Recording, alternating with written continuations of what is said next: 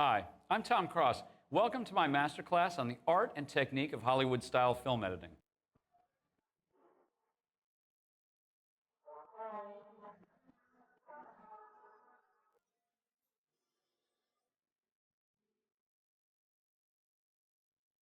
So let's talk about how it all started.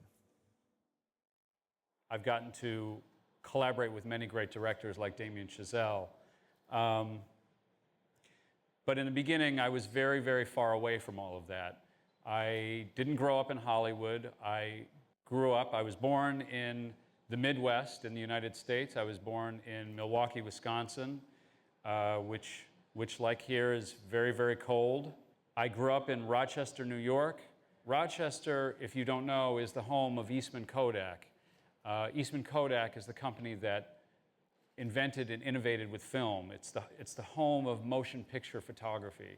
But my family didn't work for Kodak. I didn't have any direct connection. So even though I grew up in Rochester, the home of Eastman Kodak, I always felt like I was an outsider. I was never on the inside. I didn't know anyone who worked in the movie business. My mother, who was Vietnamese, was an artist, and my father worked doing administrative work for social services. He worked for the American Red Cross. He wasn't in the movie business, but he loved movies. He was a movie fan. And both of them, probably because my mother was an artist, both of them encouraged any creativity when I was growing up. So I was very lucky that they would do this.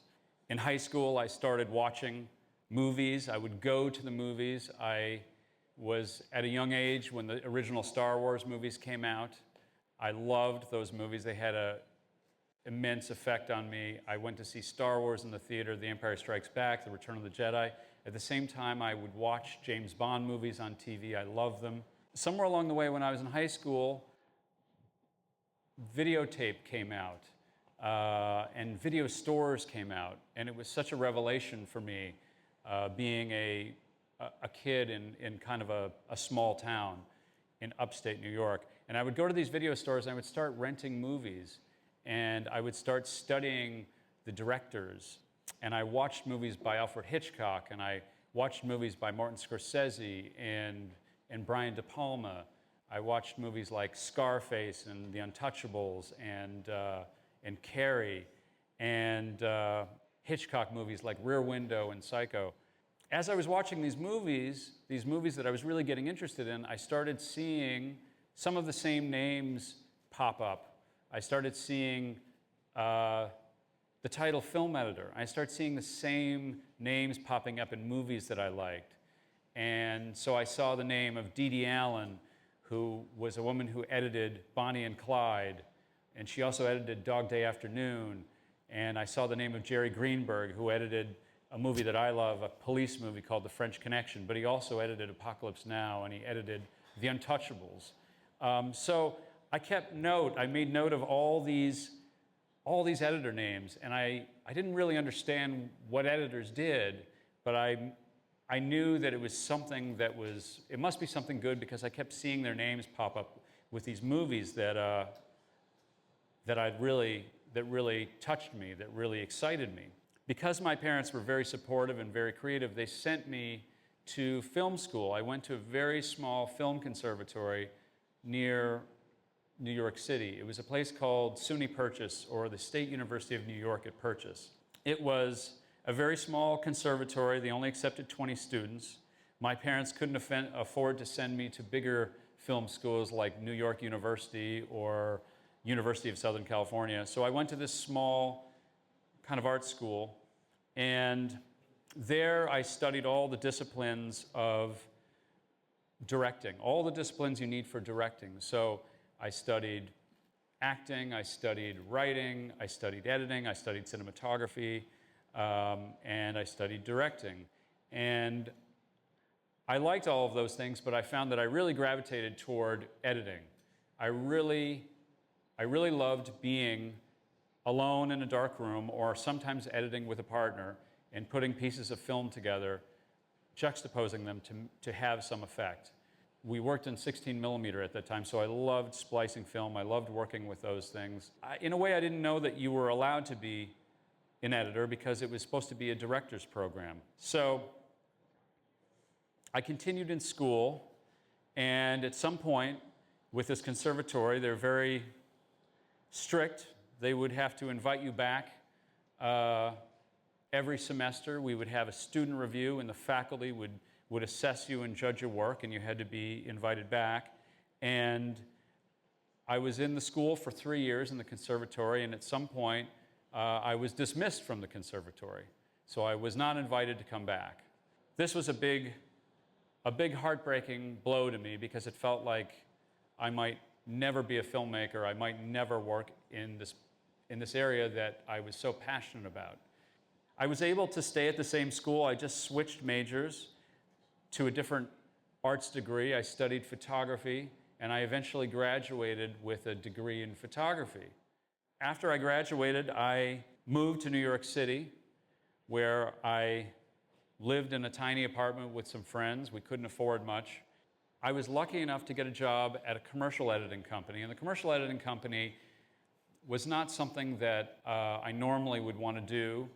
Advertising was generally not an area that interested me. I always loved the movies, always wanted to work in movies. But there was new technology happening, and at the time, this was a long time ago, but at the time, the Avid Media Composer was brand new. It was so new that feature films didn't use it, and documentary projects could not afford it. It was still very expensive. The only people who really used it at the time were companies that were doing very short, small projects, and that was commercial editing.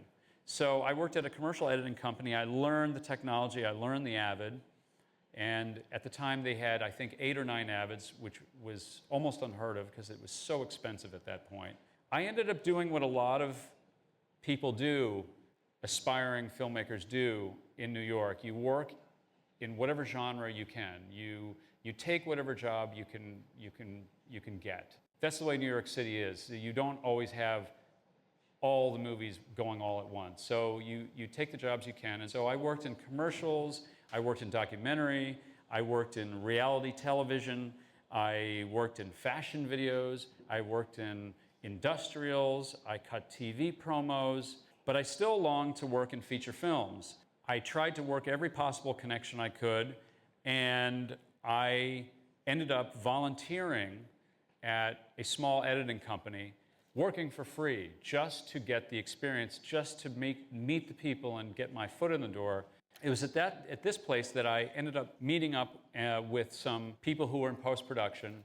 They recommended me to an editor, and this editor was editing down the hall from them, and this editor turned out to be a man named Tim Squires, who is an Oscar-nominated editor. He is the editor for Ang Lee. I was thrilled to work for him.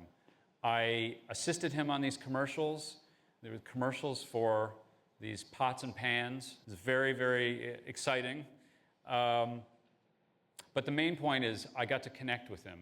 And he liked me so much that he hired me on the next movie he was working on, and I got to get into the union in New York City.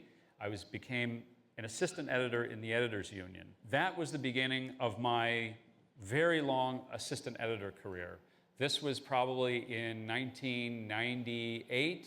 It's an assisting career that lasted for almost 20 years. So I worked in different genres, different capacities, and on independent films as an assistant editor for almost 20 years. There were times where I never felt like I was going to achieve my dream. I mean, my dream was to become an editor, but I also had a secondary dream. My secondary dream was, as an assistant editor, I always wanted to learn from the masters. Before I became an editor, I wanted to learn from the masters. So I wanted to learn from Thelma Schoonmaker, who edited Raging Bull.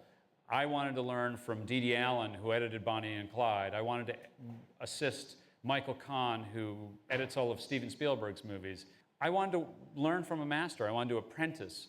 And as time went on, I saw every single one of my peers get the opportunity to live their dreams and to learn from their masters. They got to work for Dee Dee Allen. They got to work for Jerry Greenberg. They got to work for Alan Hyme, who cut all that jazz I had a lot of friends who got to work for these masters, and I never felt like I got to do that. So that was a dream, another dream that felt like I was not achieving. Just because it took me a certain amount of time to do it doesn't mean that it has to take everyone that amount of time. If it took me 20 years, doesn't mean it has to take that it'll take you 20 years. I mean, you could get a big break, and next year you could be editing something that you want to be editing. Who knows? Who knows? So my experience is my own experience, and I can share it with you, and you can learn from it. But it doesn't mean it has to be your experience. You know, the way I remained passionate is that I always tried to work with, as best as I could, interesting people. I always tried to learn from people that I was working with. I got along with some of my editors and my bosses better than others, but I always learned something. And if I was in a situation where I felt like I was working on a TV show as an assistant editor, and I wasn't learning that much, I really tried to move on. And sometimes I know that's easier said than done because we all need to make money. We all need to pay the bills. Sometimes we want a better job and we can't get it. There are other times where we're in situations where we can make some choices. You know, as long as we can make some money and earn just enough to pay our bills, we can make choices not for money in terms of making a lot of money, but we can make choices that are more creative. I had a lot of other friends who started at the same time I started as an assistant, and they were much less interested in learning from the masters. I mean, of course they wanted to learn from the masters, but they were much less interested in spending the time to do that. They just kept cutting and cutting and cutting. Even when they were assisting, they would cut projects on the side, and they made the transition to editor faster. In some cases, 10 years before me, 15 years before me, they were editing. I had an editor friend, my editor friend, a guy named Myron Kirstein, who we were both assistant editors in New York. He just edited the movie Crazy Rich Asians. He's a great editor. He started cutting over 10 years before I started editing. He appreciated assisting, but he just got some opportunity early, and he made that leap. He went for it. And so my general advice is, if you want to edit, you should always try to be editing. If it's a short film, great. If it's a trailer, great. Promo, documentary, whatever you can get your hands on, edit. So even when you're assisting to learn and also to pay the bills, try to edit stuff on the side. That's something that I stopped doing because I was trying to focus on something else, which is fine, but it also, I think, contributed to how long it took me to transition and try to connect with as many people as you possibly can. And especially if you know you want to do a certain genre, try to get your foot in the door with those people, you know? And that sometimes might mean that you have to work for a little, no money, or, you know, do something for free. There's a limit to how much you can do that. Don't do that forever. Don't do that, you know, only do that for a project here or there, a handful of projects. You might not have a family to feed, or you might not have a house where you have to pay the mortgage or something like that. Those are times where you can actually do what I did with Whiplash. I decided, I want to cut this short film. They're not paying that much money. They're barely paying anything, but I want to do it because I believe in the project and the filmmaker, and I think it might lead to something, you know? They didn't look for the editor that I am now. They looked for the editor that I was because they could only afford the old Tom Cross. They could only afford the editor who could work for no money. As an assistant editor, I had built up relationships as an assistant editor. I built up relationships with the vendors who would supply our equipment for the movies I was working on. I wasn't the editor, I was an assistant, but I got to know the technical people, the tech support. I got to know everyone. I got to know the people who ran the ran the companies that provided the Avids, and I had a relationship with them, so they liked me. So when I got an early opportunity to cut a small independent film, I called them up and I said, "Hey, I'm going to do this independent movie. Is there any way that that you guys have a room at your facility that I might be able to use? I'm so desperate. Put me in a bathroom. Put me in the restroom. It's anything. Put me in the hallway. I just want to go somewhere and not have to do it in my apartment."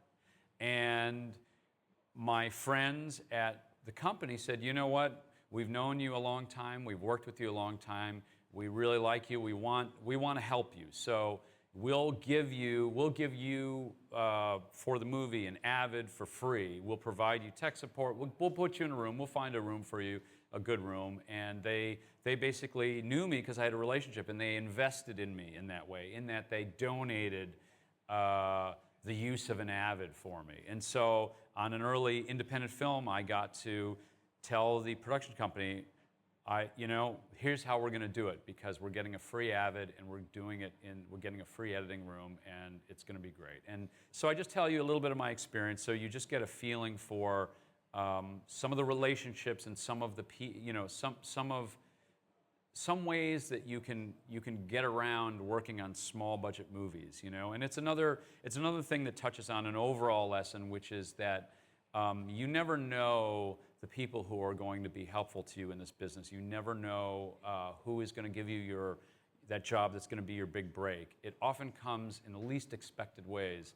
So with that in mind, I've always tried to be very open to everyone I work with and encounter. You want to be nice to everyone. You want to treat all the people you work with as an ally. You're all working together. And sometimes you don't always get along, and sometimes people don't treat you well or don't treat you that way. But I always try to come at it from a better place of mind than a negative place. And so you never know who's going to help and who's not going to help. So anyway, something to keep in mind.